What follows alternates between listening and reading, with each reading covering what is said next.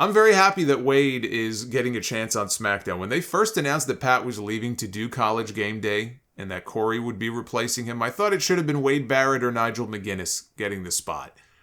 And for Nigel, it would have made sense with them shutting down NXT UK. You can just kind of now shift him over to the SmackDown brand.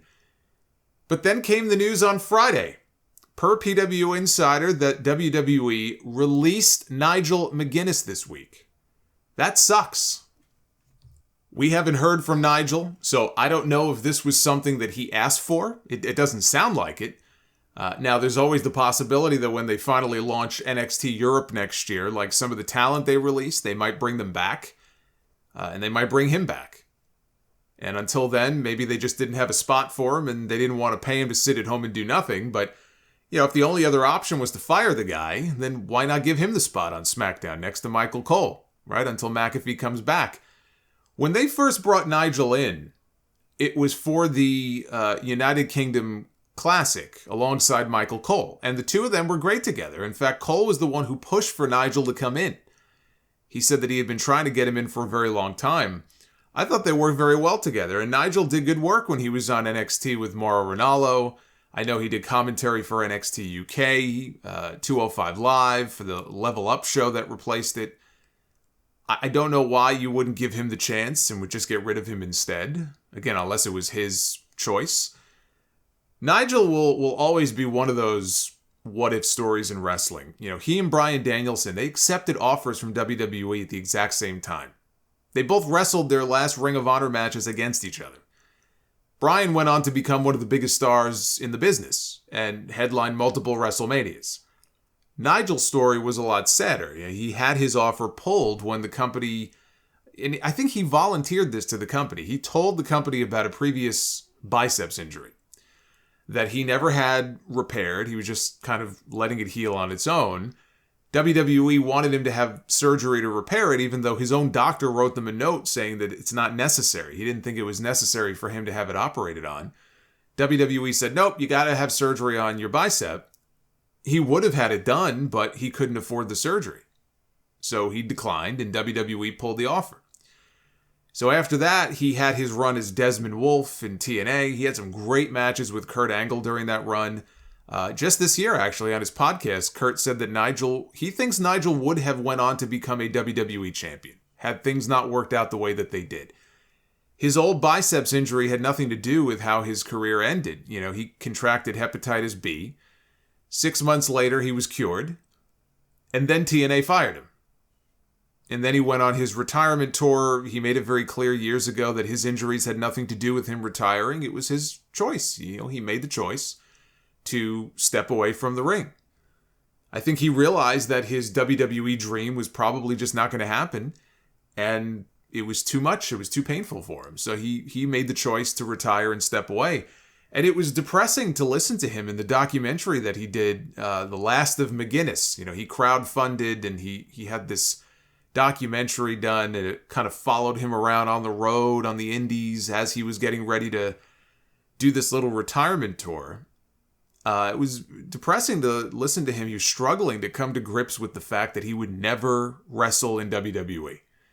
And he would never make the kind of money that he always thought he would make. But he got a second chance with the company as an announcer. How big of a star would he have gone on to become had WWE not pulled that offer? Is Kurt Angle right in saying that he would have been a WWE champion? I don't know. But I think he would have made a lot of money. I think he would have done very well for himself. What's his next move? As we've seen with other people that WWE has released before Triple H took over. Some of them stayed put. They worked some indie shots. Then they were brought back, like Dexter Lumis. We don't know if maybe WWE said to Nigel, look, we want you for NXT Europe, but we don't have anything for you right now. Sit tight, if you can, for 6 months, and we'll bring you, or maybe a year, and we'll bring you back. Maybe he would go back. But the man's got to work. He's got a kid, he's got a family, the guy's got to work. He's got to eat. And if they're not going to bring him back, AEW would make sense, not for any of the AEW shows, but for the Ring of Honor brand. Nigel is a legacy member of Ring of Honor, like Bryan Danielson, like Samoa Joe and Claudio and CM Punk and the Briscoes. He could join Ian Riccaboni and Caprice Coleman as a three-man booth on commentary. Or he could play the role of matchmaker. He already did that once before for Ring of Honor. But there's also the possibility that maybe, just maybe, I don't know how likely this is, but just maybe, he wants to get back in the ring at least one more time. I don't know where his head is at on that. It's been over a decade since we've seen Nigel McGuinness in a wrestling ring. Physically, he's fine. There's nothing stopping him from getting back in the ring. All I'm saying is, we have seen people like Edge, after 9 years, come back and wrestle again. Edge just went out there with Finn Balor last night and had the best match on the entire show. And right now, AEW is doing a storyline where Chris Jericho is trying to desecrate the Ring of Honor World Championship by beating as many of the past ROH champions as he can.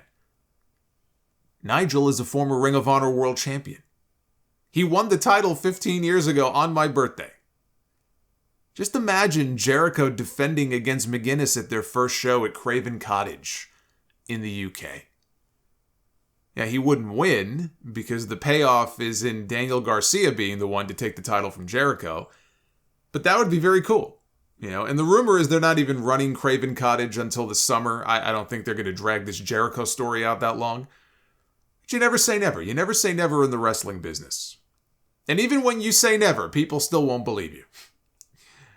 The one thing about Nigel possibly doing stuff with AEW that I would bring this up, he was very vocal in his documentary. And this is going back, again, probably 10 or more years now, but he was very vocal in his documentary against the use of blood and blading in pro wrestling.